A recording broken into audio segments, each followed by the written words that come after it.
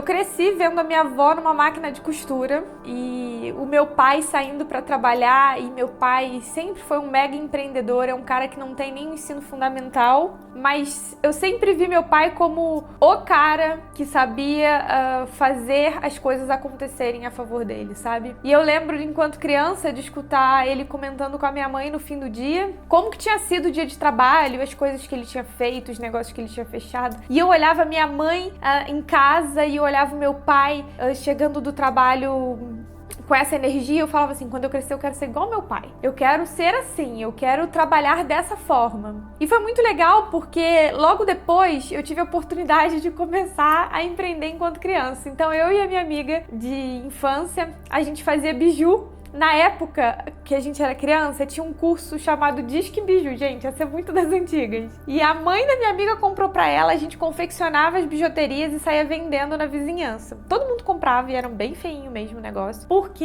acho que as pessoas achavam fofo a gente ir lá, né? Logo depois o nosso negócio de bijuterias não deu muito certo, porque a gente acabava, enfim, gastando todo o dinheiro, a administração nunca foi um forte, e a gente decidiu fazer bombom. E aí a gente ia fazendo bombom e vendendo na vizinhança. Então começou assim com coisas de criança, mas eu sempre fui incentivada a ser uma mulher independente financeiramente, assim, sabe? Principalmente incentivada através de exemplos e não tanto através só de incentivo verbal mesmo, sabe? E daí saímos dessa fase de criança, onde tudo era hobby, né? E eu quis começar a trabalhar fora para ter o meu dinheiro, sabe? E foi muito duro essa fase, porque pelo fato de muitas pessoas que conviviam e trabalhavam comigo naquela fase, ali onde eu tinha 15 anos apenas, conhecerem meu pai, elas achavam que eu não precisava trabalhar, porque, por que ela precisa trabalhar? Ela não precisa trabalhar. Ela tá fazendo isso de brincadeirinha, então vamos incentivar a brincadeirinha dela. Mas ninguém me levava a sério ali, porque as pessoas me viam como a filha do Zé Carlos,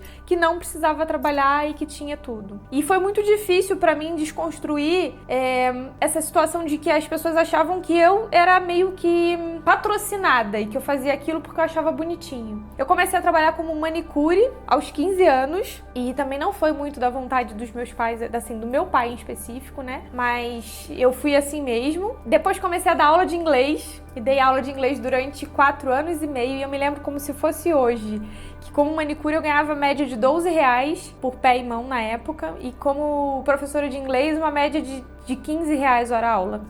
Eu trabalhava muito. E daí eu sempre buscando trabalhar, buscando mais. Foi muito raro um momento na minha vida onde eu tive apenas uma demanda de trabalho, sabe? Eu sempre tava buscando mais. Se eu tava dando conta daquilo, eu queria mais. Se eu tava conta daquilo, eu queria mais. E saciedade profissional pra mim sempre foi uma coisa...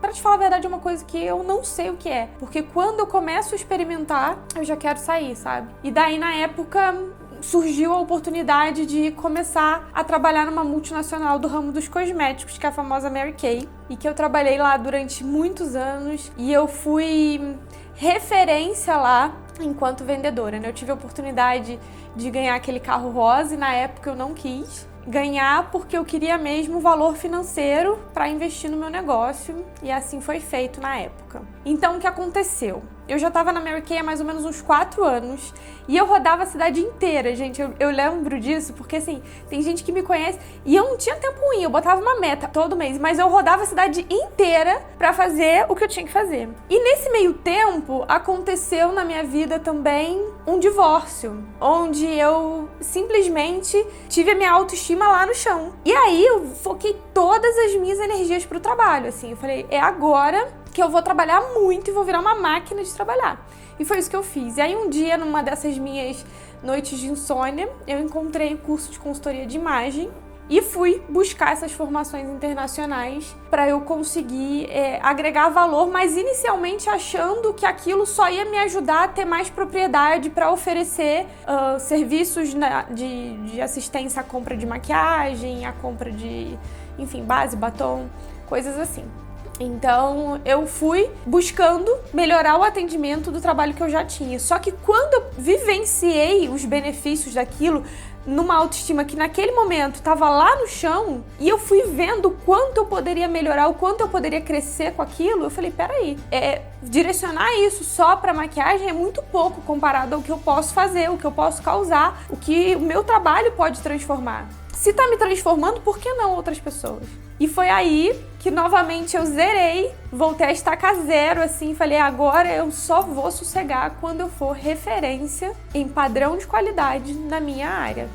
Então, eu vou buscar me especializar em tudo. Então eu vendi completamente todos os meus... Eu vendi meu carro, eu vendi tudo que eu tinha para investir de cabeça, né? Eu me lembro que quando eu investi nessa sala, né? Essa sala não tinha... O lounge aqui não tinha nem piso e, enfim... Eu entrei de cara e coragem, com a cara e com a coragem pra poder fazer a coisa acontecer. E eu falava que eu era consultora de imagem e as pessoas pensavam assim, mas o que é isso? O que uma consultora faz? Ninguém sabia. E foi um trabalho contínuo pra educar a audiência dos benefícios, né, do meu trabalho. E hoje eu sou muito grata mesmo, porque se há 15 anos atrás eu trabalhava pra receber R$12 hora aula, hoje eu sou uma mulher de sucesso. E eu acredito nos benefícios do meu trabalho. E é isso que eu quero também transformar na vida de outras mulheres. É pra isso que eu tô aqui. E o dia que isso não fizer mais sentido, eu mudo meu barato e eu recomeço. E vamos lá, Thiago, chega de chorar.